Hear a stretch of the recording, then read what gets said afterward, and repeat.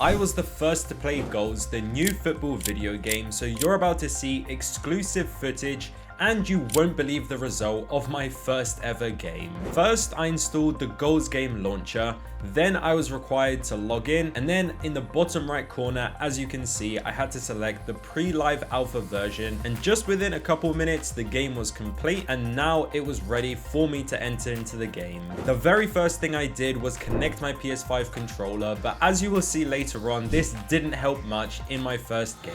In the menu here, when we go into the play section, the first thing I wanted to try out was the practice arena. This is essentially the same thing that we have in EA FC. You control the player and you're against one goalkeeper, and this gives you the chance to maybe practice your finishing, or you can practice your skill moves, even though Goals hasn't yet added skill moves, but they have a couple different things: low driven shot, finesse shot, and I'm sure there's going to be more to come as well. There are other options: tournaments, evolutions, and quick play, which are going to be added in the full game. For 1v1, when I tried to enter into a game, it said that all of them were full, so I went onto the Discord server to message if anyone wanted a game, which we will get back to a little bit later on. Next, I went into player generation, and this was to create my first team. I had 5 roles, and this was just random generation of players, and all of these are of course fictional, made up. They are not real life footballers. Looking at the squad menu here, we have all of the expected options.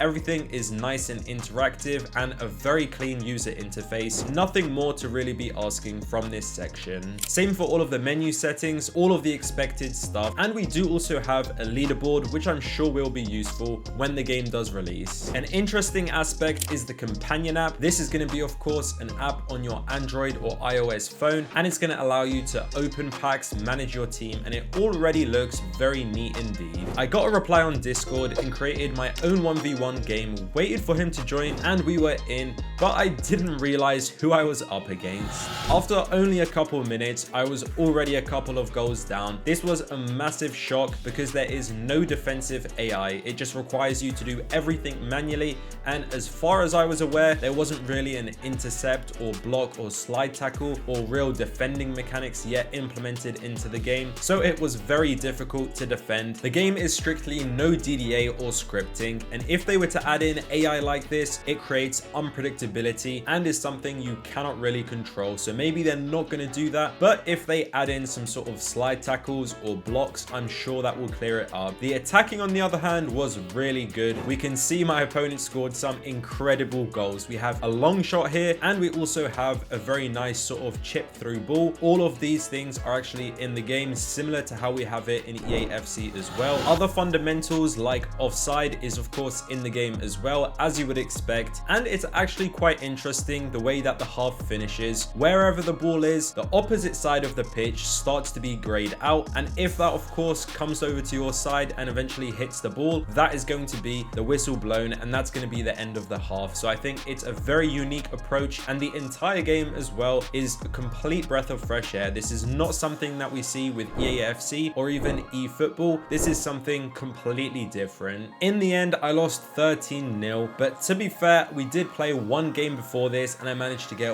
1 goal, but there's definitely a lot of practice that needs to be done on my side of things. The full game release is planned for early 2026.